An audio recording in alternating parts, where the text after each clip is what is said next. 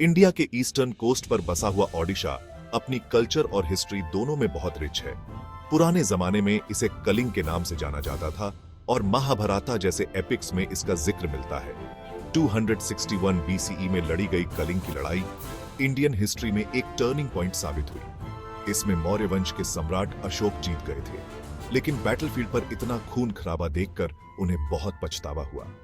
इस वजह से उन्होंने बुद्धिज्म अपना लिया और उसके पीस और नॉन वायलेंस के मैसेज को दूर दूर तक फैलाया।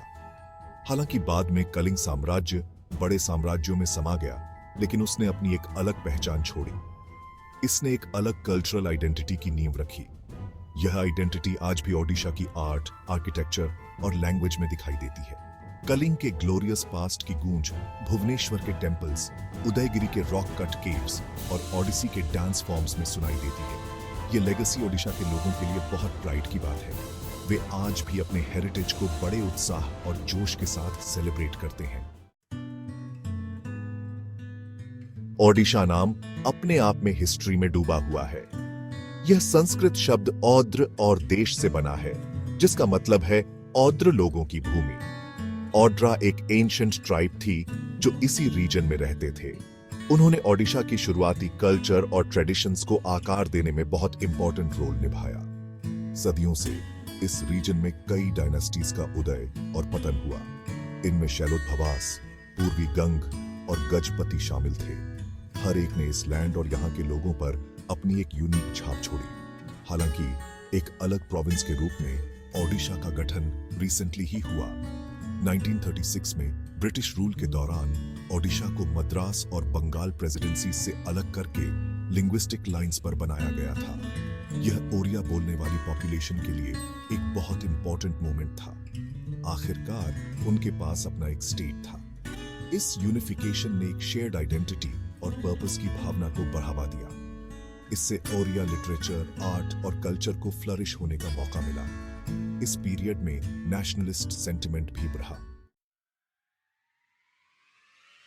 ओडिशा का कल्चरल हेरिटेज आर्ट, रिलीजन और ट्रेडिशन के थ्रेड से बुने हुए एक वाइब्रेंट टैपेस्ट्री जैसा है।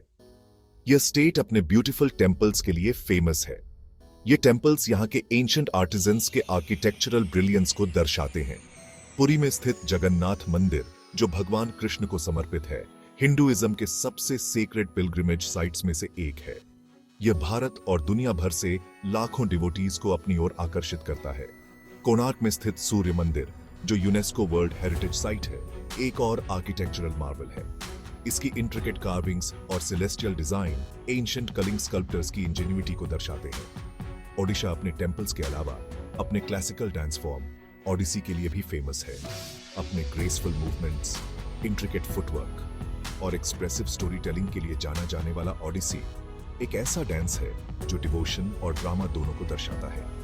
यह स्टेट अपने वाइब्रेंट हैंडलूम इंडस्ट्री, खासकर इंट्रिकेट आइकेट वीव्स और एक्सक्विजिट सिल्वर फिलिग्री वर्क के लिए भी जाना जाता है। ओडिशा के लोग अपने कल्चरल हेरिटेज पर बहुत प्राउड करते हैं। वे आज भी इन ट्रेडिशंस को निभाते हैं और आने वाली जनरेशंस को सौंपते हैं। हर साल 1 अप्रैल को पूरा ओडिशा सेलिब्रेशन में डूब जाता है। यह दिन होता है उत्कल दिवस, यानी ओडिशा दिवस, जो यहाँ के लोगों के लिए बहुत महत्व रखता है।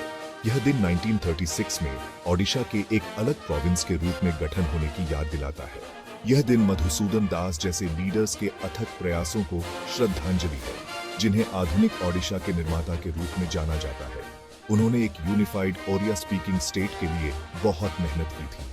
ओडिशा दिवस सिर्फ पास्ट का जश्न नहीं है, बल्कि यह प्रेजेंट पर रिफ्लेक्ट करने और एक ब्राइटर फ्यूचर की कामना करने का भी दिन है। इस दिन हर वर्ग के लोग अपने स्टेट के लिए अपने प्यार और गर्व का इजहार करने के लिए एक साथ आते हैं।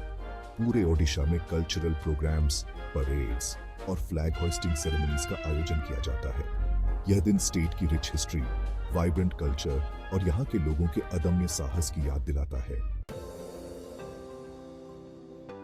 आज ओडिशा एरिया और पॉपुलेशन दोनों के मामले में भारत के सबसे बड़े स्टेट्स में से एक है। यह विरोधाभासों वाला स्टेट है, जहां एंशिएंट ट्रेडिशंस और मॉडर्न एस्पिरेशंस साथ साथ चलते हैं। हालांकि ओडिशा ने एजुकेशन, हेल्थ केयर और इंडस्ट्रियल डेवलपमेंट में काफी तरक्की की है, लेकिन यह आज भी अपने कल्चरल हेरिटेज से जुड़ा हुआ है। राज्य सरकार ने अपनी रिच आर्टिस्टिक ट्रेडिशंस को प्रिजर्व और प्रमोट करने के लिए बहुत अच्छे स्टेप्स उठाए हैं। लोकल आर्टिजन्स को सपोर्ट करने से लेकर कल्चरल इंस्टीट्यूशंस की स्थापना तक ओडिशा अपने हेरिटेज को बचाने के लिए कमिटेड है। ओडिशा जैसे जैसे प्रोग्रेस और डेवलपमेंट के रास्ते पर आगे भी आ जा रहा है, उसे इकोनॉमिक ग्रोथ और कल्चरल प्रिजर्वेशन के बीच बैलेंस बनाने की चुनौती का सामना करना पड़ रहा है। हालांकि ओडिशा के लोग अपने अनवेवरिंग स्पिरिट और डीप रूटेड वैल्यूज के साथ यह सुनिश्चित करने के लिए डिटरमिन्ड है कि उनका स्टेट, नेशनल और ग्लोबल स्टेज पर चमकता रहे। ओडिशा सिर्फ टेम्पल्स और बीचेस की ही लैंड नहीं है, यह एक ऐसा स्टेट है जिसका ग्लोरियस पास्ट है, वाइब्रेंट प्रेजेंट है और प्रॉमिसिंग फ्यूचर है।